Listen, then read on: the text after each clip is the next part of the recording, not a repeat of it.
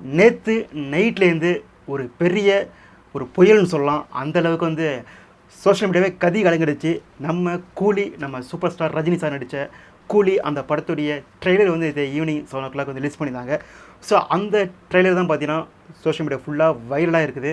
So அதை பற்றி சில பேருக்கு வந்து நெகட்டிவ் கமெண்ட்ஸ் இருக்குது, சில பேருக்கு பாசிட்டிவ் கமெண்ட்ஸ் இருக்குது, சில பேருக்கு வந்து ஓகே அப்படின்ற மாதிரி தோன்றுறது. ஸோ அதை பற்றி நம்ம வந்து விரிவாக பேசலாம். அந்த ட்ரெய்லர் வந்து எப்படி இருக்குது, படம் தேருமா தேராதா அப்படின்றதெல்லாம் நமக்கு வந்து விரிவாக பார்க்கலாம். அது பார்க்குறதுக்கு முன்னாடி வந்து இந்த படத்துக்கு சென்சார் போர்டு பார்த்தீங்கன்னா ஏ சர்டிஃபிகேட் கொடுத்துருக்காங்க. ஸோ அந்த சர்டிஃபிகேட் வந்து சன் பிக்சர்ஸ் வந்து அனௌன்ஸ் பண்ணதுக்கப்புறம் பார்த்தீங்கன்னா நிறைய பேர் சொன்னது, ஐயோ போச்சுடா, ஏ சர்டிஃபிகேட்டா, வேலைக்கு ஆகாது அப்படின்ற மாதிரி சொல்லியிருந்தாங்க. என்னுடைய தாட் என்ன கேட்டிங்கன்னா, ரஜினி, நாகார்ஜுனா, அமீர் கானு, உபேந்திரா, சௌபினு, ஸோ இதேமாரி ஆர்டிஸ்ட்லாம் உள்ளே வச்சுக்கிட்டு, இதேமாரி மாஸ் ஆக்ஷன் ஹீரோஸ்லாம் உள்ளே வச்சுக்கிட்டு யூ சர்டிஃபிகேட் வாங்கினா தான் ஃபீல் பண்ணணும், ஏ சர்டிஃபிகேட் வாங்கினா கொண்டாடணும். ஏன்னா படம் தெறிக்க ரத்தமும் சதியும் தெறிக்க அப்படி ஒரு ஆக்ஷன் தான் இந்த ஹீரோக்களை வச்சுக்கிட்டு படம் எடுக்க முடியும். அவங்கள வச்சு எடுக்கிற சீன் அப்படி எடுத்தால் தான் தியேட்டரில் பார்க்கும்போது வேறு லெவலில் இருக்கும். அதை விட்டுட்டு கருத்து பேசி குடும்ப சென்டிமெண்ட்லாம் போட்டுருந்தால் வேலைக்கு ஆகாது. ஸோ ஏ சர்டிஃபிகேட்டு இந்த படத்துக்கு வந்தது நிச்சயம் வந்து ஒரு பெரிய ப்ளஸ்ஸு. நம்ம செம்மையாக கொண்டாடி தீர்க்கலாம். ஓகேங்களா? சரி, இந்த ட்ரெய்லர் எப்படி இருக்குது? சில பேருக்கு வந்து என்னடா இது ட்ரெய்லர், இது ரொம்ப வந்து ஒன்றுமே ஆகும்னு பெரிய எக்ஸ்பெக்ட்லாம் பண்ணினேன், ஆனால் டப்புன்னு போயிடுச்சு, ஒன்றும் வந்து மாதம் ஒன்றும் இல்லை, ரொம்ப சிம்பிளாக இருக்கிற மாதிரி வந்து சில பேர் சொல்லியிருந்தாங்க. இந்த ட்ரெய்லரை பார்க்கும்போது என் மைண்டுக்கு வந்தது என்ன அப்படின்னு கேட்டிங்கன்னா, இதுதான் கரெக்ட். ஏன்னா ஓவராக எக்ஸ்பெக்டேஷன், அதிக எக்ஸ்பெக்டேஷன் கொடுத்து டப்புன்னு ஒன்றுலாம் போயிடுச்சுன்னா படம் வந்து அது வந்து பெரிய ப்ராப்ளம் ஆகிடும். ஏன்னா வந்து ட்ரெய்லர் வந்து சரி மாதம் இருக்கும். நீங்கள் வந்து பார்த்தீங்கன்னா அஜித் சாருக்கு வந்து ஒரு விவேகம் ட்ரெய்லர் பார்த்தீங்கன்னா அப்படி வந்து ஒரு கூஸ் பம்ப்ஸ் மாதிரி கொடுத்துச்சு அந்த ட்ரெய்லர் டீசர்லாம். ஆனால் படம் பார்த்தீங்கன்னா டப்புன்னு போயிடுச்சு. இப்போ லோகேஷ் கனகராஜே பாருங்கள், லியோ ட்ரெய்லர் சரி மாதம் இருந்துச்சு. லியோ ட்ரெய்லர் வந்து இந்த பிஜிஎம்லாம் போட்டு ஒரு வேறு லெவலில் பண்ணி வச்சுருந்தாங்க. ஆனால் படம் பார்த்தீங்கன்னா ட்ரெய்லருக்கும் படத்துக்கும் சம்மந்தமே இல்லை. படம் ரிசல்ட் பார்த்தீங்கன்னா உங்களுக்கே தெரிஞ்சிருக்கும். ஸோ அதனால் வந்து ட்ரெய்லரில் வந்து அதிகமாக எக்ஸ்பெக்டேஷனை உருவாக்கி, ஏன்னா அங்கே வந்து எக்ஸ்பெக்டேஷன் அதிகமாக கொடுத்துட்டா ஃபேன்ஸ் வந்து அதே மைண்டில் வருவானுங்க. அந்த ட்ரெய்லர் எப்படி இருந்துச்சு பார்த்தியா, சும்மா ரேஸியாக செம்ம ஸ்பீடாக இருந்துச்சு பார்த்தியா, அப்படி தான் படமும் இருக்கும் அப்படின்ற மாதிரி அதே மைண்ட் செட்டில் தான் அந்த எக்ஸ்பெக்டேஷனை இருக்க ஏற்றி வந்து ஸ்க்ரீனில் உட்காருவான். அவன் எதிர்பார்த்த 1% இல்லைனா கூட முடிஞ்சு போச்சு, அந்த படத்தை வந்து அப்படியே கீழே இறக்கிடுவான். ஸோ அதனால் ட்ரெய்லரில் அதிகமாக எக்ஸ்பெக்டேஷனை காட்ட தேவையில்லை அப்படின்றத அவங்க பிளான் பண்ணி தான் இதை கொடுத்துருக்காங்க. ஆக்சுவலாக வந்து அவங்க வந்து இந்த படத்துக்கு வந்து ட்ரெய்லரே தேவையில்லை அப்படின்ற இதுக்கு போயிட்டாங்க. லோகேஷ் கனகராஜ் வந்து பார்த்தீங்கன்னா ஒரு இன்டர்வியூ சொல்லியிருக்காரு, இந்த படத்துக்கு ட்ரெய்லர் வேண்டாம் அப்படின்னு வந்து முடிவு பண்ணிட்டேன். சன் பிக்சர்ஸ் சொன்னதுக்கப்புறம் தான் நாங்கள் வந்து லாஸ்ட் டைம் தான் நாங்கள் வந்து ட்ரெய்லர் வந்து கட் பண்ணோம். அதுவும் வந்து அதிகமாக வந்து எக்ஸ்பெக்டேஷனை வந்து ஹைக் அப்படி கொண்டு போகிற அளவுக்கு தேவையில்லை, சிம்பிளாக இருந்தால் போதும் அப்படின்ற மாதிரி தான் நாங்கள் பிளான் பண்ணி தான் ட்ரெய்லரை விட போகிறோம் அப்படின்ற மாதிரி தான் ரீசெண்ட் டைமில் வந்து அவர் சொன்ன ஒரு இன்டர்வியூவில் வந்து அவர் சொல்லியிருக்காரு. ஓகேங்களா? ஸோ அதனால பார்த்தீங்கன்னா இந்த ட்ரெய்லர் கட்டு வந்து ரொம்ப சிம்பிளாக அழகாக பண்ணிருக்காங்க. எப்படின்னா படத்துக்கு வந்து ஏ சர்டிஃபிகேட் கொடுத்துருக்காங்க. ஆனால் ட்ரெய்லரை பார்க்கும்போது அந்த அளவுக்கு வந்து வைலன்ஸ் காட்டல. ஏன்னா படம் ஃபுல்லாக வைலன்ஸ் இருக்கிறதால தான் ஏ சர்டிஃபிகேட் கொடுத்துருக்காங்க சென்சார் போர்டு. ஆனால் ட்ரெய்லர் வந்து ஏ சர்டிஃபிகேட்டுக்கும் ட்ரெய்லருக்கும் சம்மந்தமே இல்லாமல் இருக்குல்ல. ஸோ இதுதான் சொல்கிறேன், படத்தில் தான் சம்பவமே இருக்குது, ட்ரெய்லரில் கிடையாது. ட்ரெய்லர் வந்து அவங்க வந்து அதிகமாக ரிவீல் பண்ணவே இல்லை, கதையவே கெஸ் பண்ண முடியல. நீங்கள் வந்து ஒரு லியோ ட்ரெய்லர் எடுத்திங்கன்னா நம்ம பார்க்கும்போது தெரிஞ்சு போச்சு, லியோ வந்து சஞ்சயை தேடி வராரு, நான் லியோ இல்லைன்னு விஜய் சொல்கிறது. ஸோ அதெல்லாம் பார்க்கும்போது இதான் ஸ்டோரி அப்படின்ற மாதிரி நம்ம வந்து ஓரளவு கணிக்க முடிஞ்சுது. ஆனால் கூலியில் பார்த்தீங்கன்னா ட்ரெய்லர் வந்து என்ன கான்செப்டில் போகுது, ரஜினி சார் யார், அவர் வந்து கூலியாக இருக்கிறாரா, அவர் வந்து ஒரு கேங்கோட தாதாவாக இருக்காரா அப்படின்றது வந்து எங்கேயுமே கெஸ் பண்ண முடியாத அளவுக்கு பார்த்தீங்கன்னா ஒரு ட்ரிக் பண்ணி வச்சுருக்காங்க நம்ம இந்த ட்ரெய்லரில். அது வந்து நமக்கு தெரியுது. ஓகேங்களா? ஸோ அதுக்கப்புறம் பார்த்தீங்கன்னா இந்த ட்ரெய்லருக்குள்ளே வந்த ஹீரோக்கள் நாகார்ஜுனா அவர் வந்து ஒரு செம்மையான வில்லன் ரோலை வந்து பண்ணிருக்காரு அப்படின்றது நமக்கு வந்து தெரிஞ்சிச்சுங்க. செம்ம ஸ்டைலிஷாக செம்மையாக பண்ணிருக்காருன்னு எப்படி சொல்கிறேன் அப்படின்னு கேட்டிங்கன்னா, ரஜினி சார் வந்து நேற்று நடந்த அந்த கூலி அன்லீஸ்ட் அப்படின்ற ஒரு ஃபங்க்ஷன் நடந்துச்சுல, அதில் வந்து சொல்கிறாரு, அதில் அஜித் சாரை மென்ஷன் பண்ணியே சொல்லியிருந்தார். அஜித்துக்கு வந்து வெங்கட் பிரபு ஒரு டைலாக் எழுதியிருப்பார் ஒரு படத்தில், அதாவது மங்காத்தா படத்தில், நானும் எவ்வளவு நாள் தான் நல்லவனாகவே நடிக்கிறது அப்படின்ற மாதிரி ஒரு டைலாக் எழுதியிருப்பார். ஸோ அந்த டைலாக்குக்கு ஏற்ற மாதிரி தான் இந்த படத்தில் நாகார்ஜுனா ரோல் வந்து பயங்கரமாக பண்ணிருக்காரு வில்லன் ரோலை அப்படின்ற மாதிரி ரஜினி சார் வந்து அப்படி புகழ்ந்து பேசியிருக்காரு நாகார்ஜுனா ரோலை. இதற்கு முன் பார்த்தீங்கன்னா ஜெயிலர் படத்தில் வந்து அந்த விநாயகம் கேரக்டரை பண்ணாங்களே, ஸோ அவங்கள வந்து ரொம்ப உயர்த்தி ரொம்ப வந்து புகழ்ந்து இந்த கேரக்டர் வந்து எல்லாருக்கும் பிடிக்க போது பயங்கரமான ரோல் அப்படின்ற மாதிரி சொல்லியிருந்தாரு. அதேமாரி அந்த படத்தில் ஜெயிலர் படத்தில் அந்த விநாயகம் அந்த வந்து அந்த ஒரு வில்லன் ரோல் வந்து அப்படி பேசப்பட்டுச்சு. ஸோ அதே மாதிரி தான் இதுலேயும் வந்து நாகார்ஜுன ரோலை வந்து ரொம்ப புகழ்ந்து பேசியிருக்காரு. ஸோ நிச்சயம் நாகார்ஜுனா வந்து மிரட்டி விட போகிறாரு. அதுவும் ரஜினி சார் வந்து அந்த அஜித் சார் டைலாக் வந்து நானும் எவ்வளோ நாள் தான் நல்லவனாகவே நடிக்கிறதுன்னு சொன்னது வந்து அந்த ஸ்டேடியமே எரப்பாயிடுச்சுங்க. அவ்வளோ சவுண்டு ரஜினி சார் பேசுகிறது காதிலே கேட்கல. அந்த அளவுக்கு வந்து ஒரு கிரேஸ் வந்து அந்த இடத்துல டைலாக் உருவாச்சு. அது வந்து அஜித் சார் இருக்காரா இல்லையா அப்படின்றதெல்லாம் பிரச்சனை கிடையாது. ஸ்டேஜில் அவர் பேர் வந்துச்சுன்னா அங்கே அரங்கம் அதிரும் அப்படின்றதுக்கு இன்னொரு எடுத்துக்காட்டு தான் நேற்று அந்த நடந்த ஒரு சம்பவம். ஓகேங்களா? ஸோ அதுக்கப்புறம் சோபின் இருக்கார், நம்மளுடைய மங்குஜுமல் பாய்ஸ் நிறைய படத்தில் பார்த்துருக்கோம். அவருடைய போட்ட ஸ்டெப்பு, இந்த மோனிகா பாட்டில் போட்ட ஸ்டெப்பு செம்ம வேடாயிடுச்சு.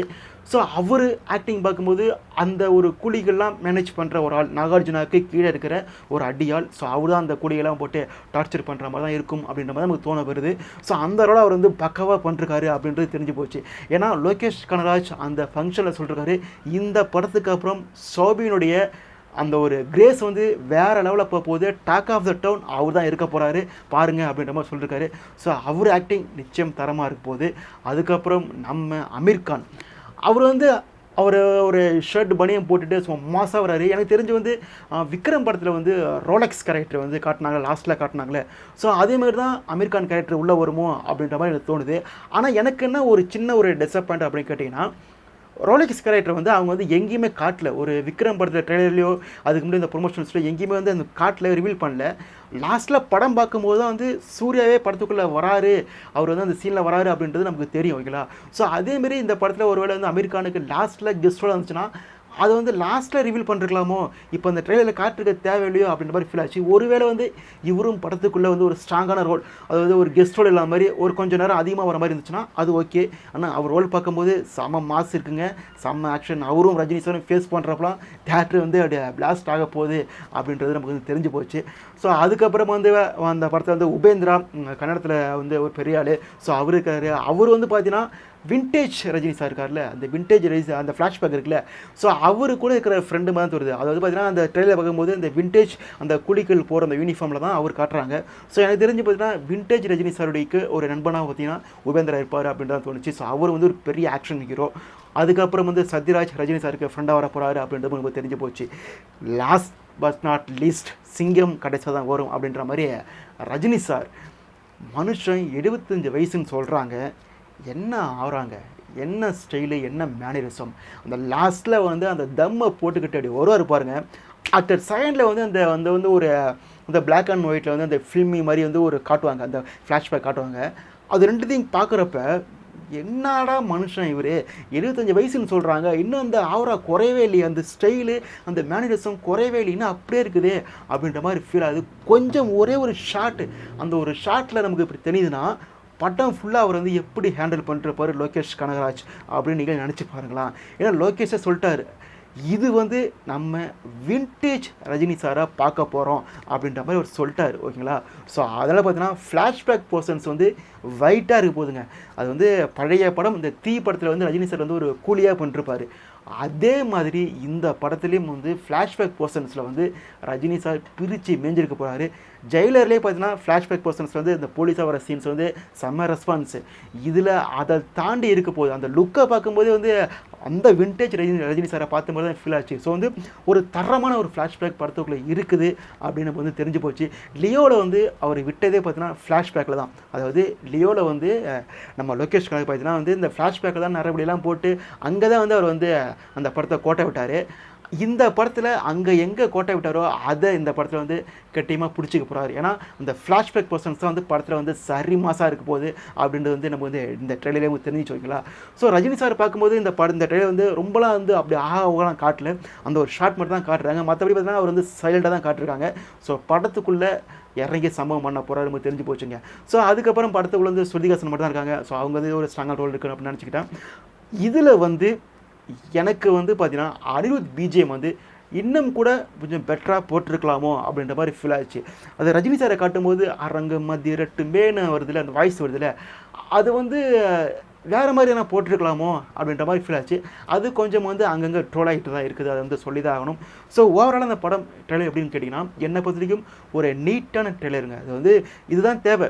ஏன்னா வந்து ரொம்பலாம் எக்ஸ்பெக்ட் பண்ணாமல், ரொம்ப வந்து அப்படியே ஹைப் வந்து அப்படி கொண்டு போகாமல், மீடியமாக அப்படி காட்டி படத்தில் பிளாஸ்ட் பண்ணால் நிச்சயம் வந்து அதுவே ஓகே தான். ஸோ அதுக்கேற்ற மாதிரி வந்து ஒரு நீட்டான ட்ரெய்லர் தான் இந்த ட்ரெய்லர் கட், கூலி ட்ரெய்லர் கட். எனக்கு வந்து நிச்சயம் வந்து ஒரு சாட்டிஸ்ஃபைடு தான். இந்த படம் வந்து ஒரு பெரிய ஒரு கேள்வியை பார்த்தீங்கன்னா, இந்த படம் 1000 கோடி வசூல் பண்ணுமா அப்படின்றதான் வந்து ஒரு பெரிய ஒரு கேள்வியாகவே இருக்குது. இதற்கு பதில் பார்த்தீங்கன்னா, எனக்கு தெரிஞ்சு இது வரைக்குமே வந்து ஓவர்சீஸில் வந்து புக்கெலாம் ஆக மாட்டாங்க. அப்படி எங்கேயே போயிட்டுருக்குது. லியோவெலாம் தூக்கி சாப்பிட்டுச்சு. லியோ பார்த்தீங்கன்னா வந்து இது பண்ணாங்க, அட்வான்ஸாக அவங்களே வந்து அந்த ப்ரொடக்ஷன் டீம் வந்து புக் பண்ணி அப்படி போகிற பில்டப் பண்ணி காட்டினாங்க. ஆனால் இவங்க பார்த்தீங்கன்னா ஆர்கானிக்காக நடக்கிற புக்கிங் பார்த்தீங்கன்னா எங்கேயோ போயிட்டுச்சு. இது வரைக்கும் இல்லாத அளவுக்கு போயிட்டுருக்குது. முக்கியமாக சொல்ல போனால் தெலுங்கு வெர்ஷனுக்கு வந்து வார் 2வை விட இந்த படத்துக்கு வந்து டிக்கெட் புக்கிங் பயங்கரமாக போயிட்டுருக்குங்க. வார் 2வில் வந்து நம்ம தெலுங்கில் வந்து என்டிஆராக இருக்கிறாரு. அப்புறம் வந்து அந்த படம் தான் கிளாஷில் வருது, ஓகேங்களா. ஸோ ஹிருத்திக் ரோஷன் இருக்காரு. அந்த படம் தெலுங்கில் வந்து பெரிய அளவில் எதிர்பார்க்குறாங்க, என்டிஆர் இருக்கார் அப்படின்றதால. ஆனால் தெலுங்கு வெர்ஷன்லேயே பார்த்தீங்கன்னா கூலி படத்துக்கு வார வந்து ஓவர்டேக் பண்ணி போயிட்டு இருக்குது ஓவர்சீஸ் புக்கிங்கில். ஸோ நிச்சயம் இந்த படம் வந்து அந்த எக்ஸ்பெக்டேஷன் இருக்குல்ல, அந்த ஃபேன்ஸுக்கு வந்து எக்ஸ்பெக்டேஷன் இருக்கும். இப்படி இருந்தால் போதுண்டா, அதாவது இந்த லியோவோட பெட்டராக இருந்தால் போதுண்டா, விக்ரம் அளவுக்கு இருந்தால் போதுண்டா அப்படின்ற மாதிரி வந்து ஒரு எக்ஸ்பெக்டேஷன் இருக்குல்ல. அதில் வந்து ஒரு 80% ஒரு 70, அந்த ஒரு 70% 80% அதை வந்து சாட்டிஸ்ஃபைட் பண்ணிட்டாலே போதும். இந்த படம் வந்து நிச்சயம் வந்து வசூலில் ஒரு பெரிய சம்பவத்தை பண்ண போது. அது 1000 கோடி வசூல் பண்ணுமா பண்ணாதான் அப்படின்றது அது படம் வந்தப்போ நமக்கு தெரியும். இந்த படம் வந்து எப்படி மக்கள்கிட்ட ரீச் ஆகுது அப்படின்றதான் எனக்கு தெரிஞ்சு இந்த படம் 1000 கோடி வசூல் பண்ணுறதுக்கு கொஞ்சம் சான்சஸ் இருக்குது. அதை வந்து பொறுத்திருந்து பார்ப்போம். மொத்தத்தில் கூலி தமிழ் சினிமாவின் தரமான லேண்ட்மார்க், தரமான ட்ரேட்மார்க் எல்லாத்தையும் உருவாக்க போகிற ஒரு பெரிய ரெக்கார்ட் பிரேக்கிங் படமாக இருக்க போகுது. இந்த வருஷத்தில் மட்டும் இல்லை, கடந்த தமிழ் சினிமாலேயே இதுதான் வந்து வசூலில் அடித்து பிடிச்சி எங்கேயோ போக போகுது அப்படின்றது நமக்கு வந்து இப்போ கொஞ்சம் ஓரளவுக்கு தெரியுது. அது வந்து எப்படி இருக்குது படத்துக்கு அப்புறம் பார்ப்போம். ஸோ நீங்கள் சொல்லுங்கள் ஃப்ரெண்ட்ஸ், இந்த கூலி ட்ரெய்லர் உங்களுக்கு எப்படி இருக்குது, உங்களுக்கு ஓகேவா, சாட்டிஸ்ஃபைடா அப்படின்ற மாதிரி நீங்கள் கமெண்ட் பண்ணிட்டு போங்க. வேறு வீடியோவில் நான் உங்களை சந்திக்கிறேன். அதுவரை டாட்டா, பை பாய்.